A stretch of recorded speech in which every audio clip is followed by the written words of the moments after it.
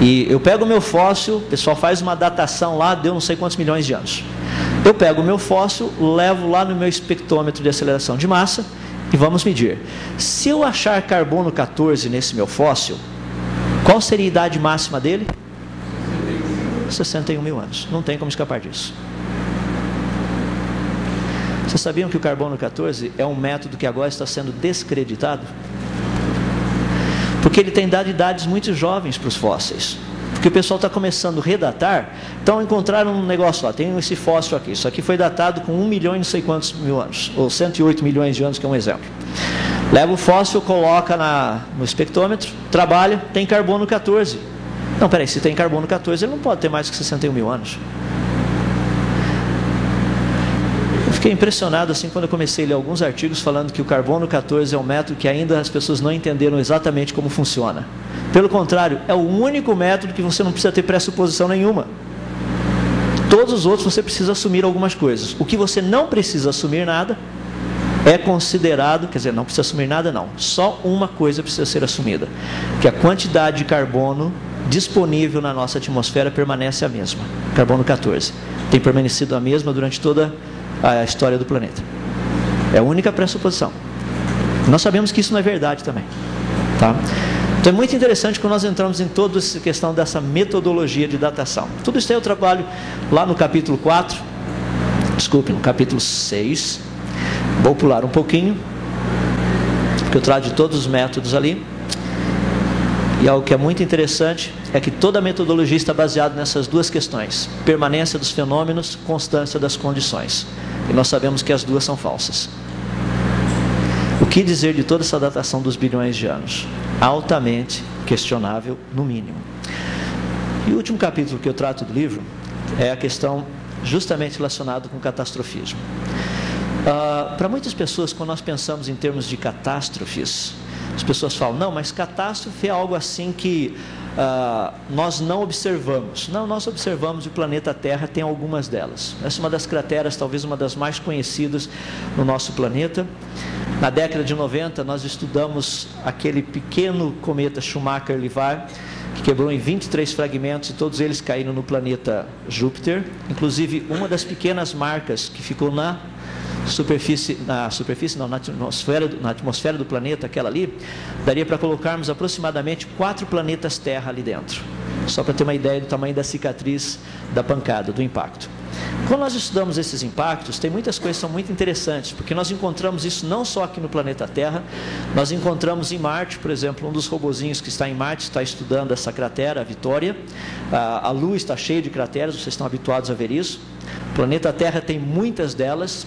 Por exemplo, a Tenomer, que fica na Mauritânia, tem aproximadamente 1,9 km de diâmetro. A Lonar, que fica na Índia, tem aproximadamente 1,830 km.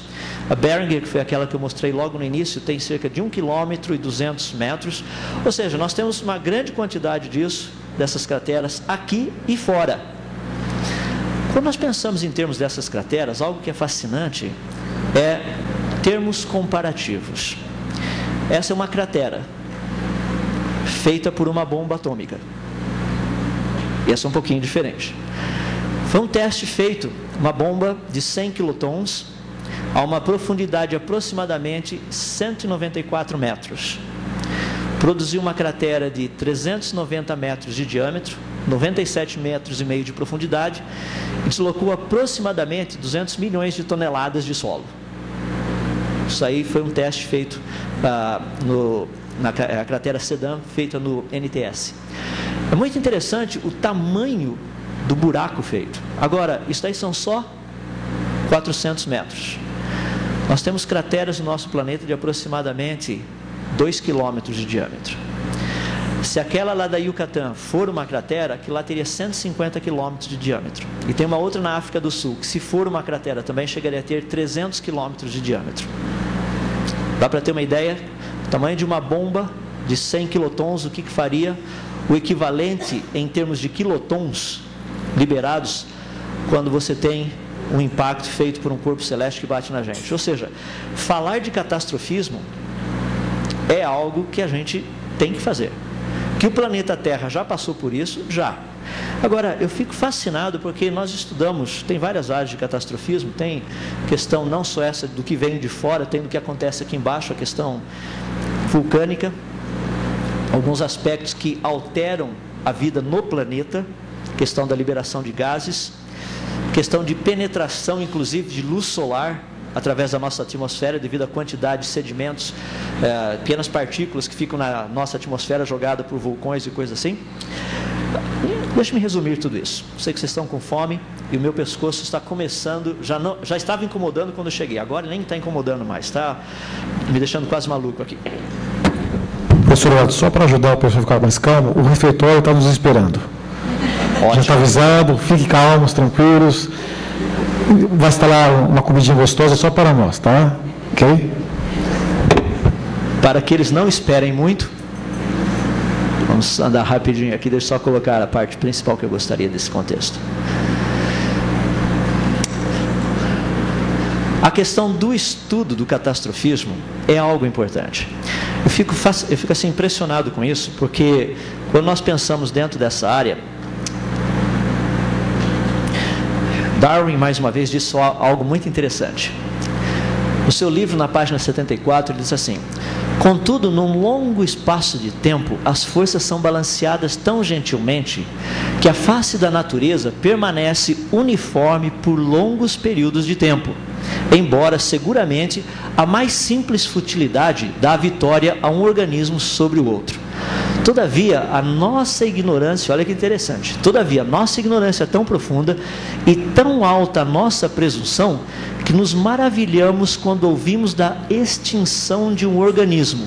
E como não vemos a causa, nós invocamos cataclismas para devastar o mundo ou inventar leis sobre a duração das formas de vida. Eu queria ver Darwin lendo isso aqui hoje, baseado em tudo que a gente conhece de catastrofismo desses últimos 100 anos. Totalmente ignorante, no sentido totalmente errada, dentro do contexto daquilo que ele disse. Totalmente. Nós sabemos que catastrofismo é algo real. Agora, apenas para terminarmos, eu pulei muita coisa aí, viu? Acho que vocês sabem. Daí você tem que ler o livro depois, né? Afinal de contas, senão não vale falar o livro todo aqui. A pergunta que nós temos é: o nosso planeta apresenta pelo menos 10 áreas específicas de coisas muito interessantes. São fenômenos, são evidências. Todas elas, têm características muito similares. Por exemplo, formação de cânions.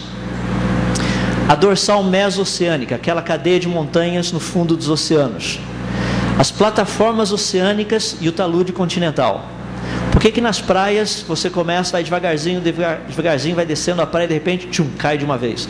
Porque é assim no planeta todo. Vulcões e lava vulcânica, água subterrânea, variações magnéticas no fundo dos oceanos, principais cadeias de montanhas, o encaixe dos continentes, petróleo e carvão, cemitério de fósseis.